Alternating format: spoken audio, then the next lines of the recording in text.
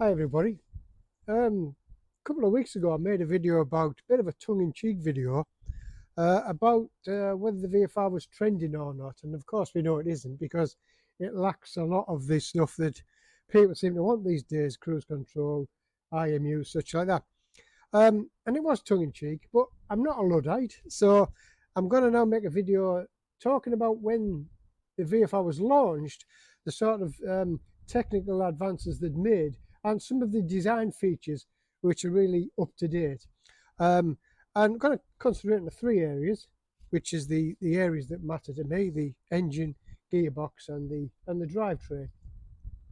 So the first thing they did when they developed the VFR 1200 was they made the engine more compact. It's a lot more compact than the 800, in fact.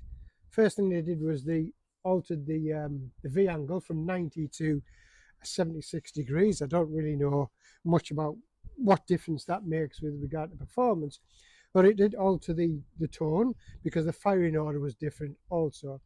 But the key thing on it was they used this unicam arrangement, basically a single cam with 16 valves, not dissimilar, to be honest, to the 1970s Triumph Dolomite Sprint, which which we all loved. But obviously a lot more refined and improved. And what that did was it saved the height of the cylinder, saved a bit of weight, and allowed it to be packaged a lot easier within the bike. But more importantly, they put the two rear cylinders inboard of the two forward ones.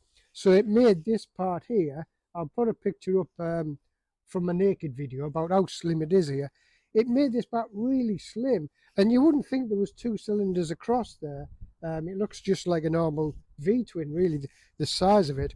So that helped the rider move about a little bit, and it helps you tuck in. It really is a lovely seating position, this. As I say, they altered the firing order a little bit, and not too dissimilar really to two 360-degree twins, where the rears are at the top, bottom, top dead center, and the fronts at the bottom. And that gives you more of a droney feel, or droney sound of the engine, rather than the burbly sound of the 800s and the 750s. Whether you like that or not is a matter of opinion. And of course, the RC30 had a very similar sound. So they also put a vacuum pump, I believe, in the crankcase, which caused the vacuum beneath the cylinder, the pistons. So as the pistons fall in, it means it's got very little resistance, and you'll find that the VFR does rev up. The revs do rise and fall quite quickly, like a bit like a race bike. If you look on my oil change video, you'll hear me rev it, and the revs do rise and fall pretty quickly. So that was a few things about the engine, which was quite advanced, not state of the art, but quite advanced. Throttle by wire, they could have made a little bit more of that, but that was a sort of like innovative thing to see, although it had been used earlier on other bikes. So that's the engine part of it. I could go on and on about it, but that's basically the engine part of it. The big thing, gearbox, wasn't it? DCT gearbox. First time they'd used it on a production motorbike.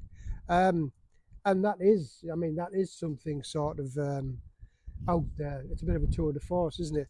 And they got it to work so well. There'd been automatic motorbikes before. The Honda themselves had the 400 Honda Matic, and the Aprilia had that strange looking Mano, which had a big bulky looking auto box on it. But the DCT was very well packaged. It added, I think, 10 kilograms to the weight. Didn't alter the look of the motor too much at all, really. I've only ridden one once for a very short period of time. I'd like to try them again, and they did improve it from 2012 onwards. But yeah, a definite plus. Some people might not like the automatic part of the system, but obviously you can change it on the handlebars with the thumb lever. Remember, Yamaha had the no clutch, but you still had to change gear. They had a semi-automatic system, but the Honda was a full auto or manual setup. and a very, very good system that's gone on to be used in other Honda bikes. So, you know, that's pretty sort of like out there at the time, isn't it? 2009, 10, very good. And then the last thing for me was the shaft drive. I have waxed lyrical about the shaft drive. I've got a couple of videos on it, but as I say, the setup and the actual design of it, combined with something called an offset swing arm pivot, don't really know what that means, but somehow it helped to keep the wheelbase the same, regardless of the swing arm position, all combined with this fancy shaft drive. And to be fair, I've driven shaft drive bikes, not many, I've driven them, and you can usually tell they're on the VFR.